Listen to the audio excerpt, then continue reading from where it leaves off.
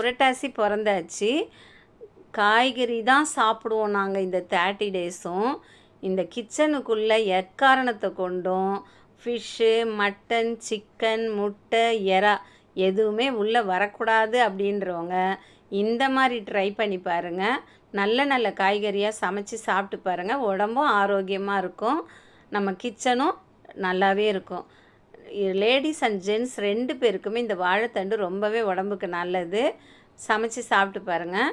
நான் இப்போ வாழைத்தண்டு பொரியல் தான் செய்ய போகிறேன். வாணலில் எண்ணெய் ஊற்றி கடுகு உளுத்தம்பருப்பு போட்டு தாளிச்சிட்டு பச்சை மிளகா, வெங்காயம், கருவேப்பிலை இதெல்லாம் போட்டு நல்லா வதக்கிக்கோங்க. வதங்கின பிறகு நம்ம பொடியாக அரிஞ்சு வச்சுருக்க வாழைத்தண்டையும் அதில் போட்டுக்கலாம். வாழைத்தண்டை அரிஞ்ச உடனே தண்ணியில் போட்டு வச்சுருங்க. அப்போ தான் வெள்ளையாகவே இருக்கும், இல்லைன்னா அதோட கலர் சேஞ்ச் ஆகிடும். அதனால் அரிசி கழுவின தண்ணியில் போட்டாலும் அது அப்படியே இருக்கும்.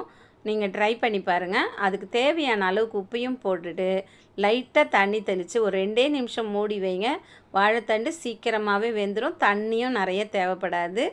லைட்டாக மூடி வச்சாலே போதும். இப்போ வாழைத்தண்டு வெந்துடுச்சு. வெந்த பிறகு நம்ம துருவி வச்சுருக்க தேங்காவை அதில் போட்டு நல்லா 2 கிளறினீங்கன்னா தேங்காய் வாசனை அப்படி கமகமன்னு வரும். வாழைத்தண்டும் வெந்துடும். இப்போ நல்லா 2ம் மிக்ஸ் ஆன பிறகு வாழைத்தண்டு பொரியல் ரெடி. ட்ரை பண்ணி பாருங்கள். எப்படி இருந்ததுன்னு கமெண்ட் பண்ணுங்கள்.